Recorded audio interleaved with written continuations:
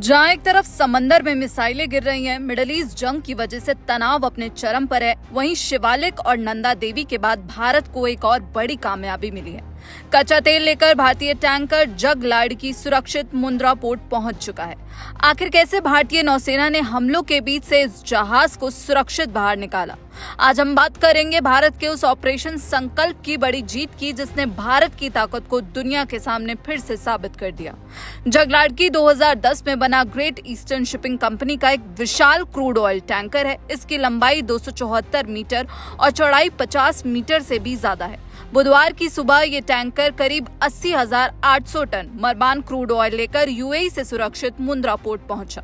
लेकिन ये सफर इतना आसान नहीं था। जब ओमान की खाड़ी में यूएई के फुजैरा पोर्ट पर तेल लोड किया जा रहा था, तभी वहां ईरान ने हमला कर दिया था। हालात इतने बिगड़ गए थे कि कुछ समय के लिए ऑयल ऑपरेशन तक रोकना पड़ा। जगलाड़की से पहले शिवालिक और नंदा देवी, जो करीब 92,000 टन एलपीजी लेकर भारत आए हैं, उन्हें भी भारतीय नौसेना ने स्ट्रेट ऑफ हॉर्मुज के खतरनाक रास्ते से सुरक्षित निकाला था।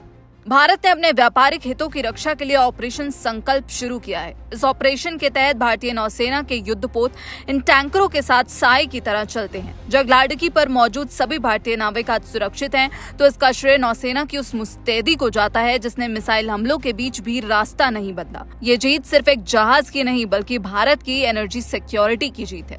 शिपिंग मंत्री खुद इस पूरी स्थिति पर नजर रखे हुए हैं। सरकार पोर्ट्स और शिपिंग लाइंस के साथ मिलकर काम कर रही है ताकि भारत में तेल और गैस की सप्लाई ना रुके। लेकिन चुनौती अभी भी खत्म नहीं हुई है। शिपिंग मिनिस्ट्री के मुताबिक हॉर्मुज स्ट्रेट में अभी भी 6 भारतीय एलपीजी टैंकर फंसे हैं। इन पर 3 लाख टन से ज्यादा एलपीजी लदा है। कुल मिलाकर 22 भारतीय जहाज अभी भी उस तनावपूर्ण क्षेत्र में मौजूद हैं, जिनमें क्रूड ऑयल, केमिकल और कंटेनर शिप्स शामिल हैं। युद्ध जैसी स्थितियों में भी अपने वाणिज्यिक जहाजों यानी कि कमर्शियल शिप्स को सुरक्षित निकाल लेना भारत की बढ़ती समुद्री ताकत को दर्शाता है। भारतीय नौसेना का ये सुरक्षा घेरा दुनिया को संदेश है कि भारत अपने हितों की रक्षा करना जानता है।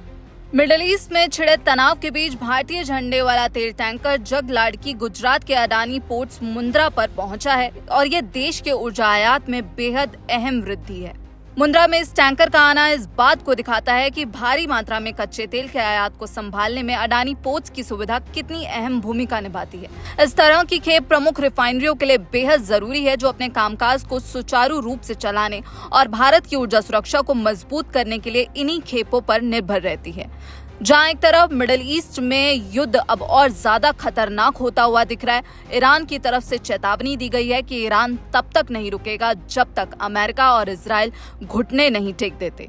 इसी बीच भारत सोच समझकर हर कदम रखता हुआ नजर आ रहा है।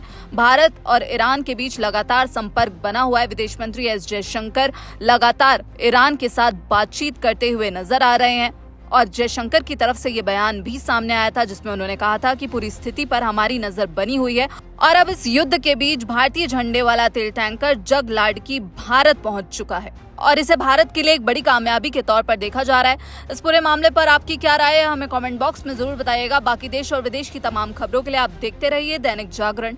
नमस्कार।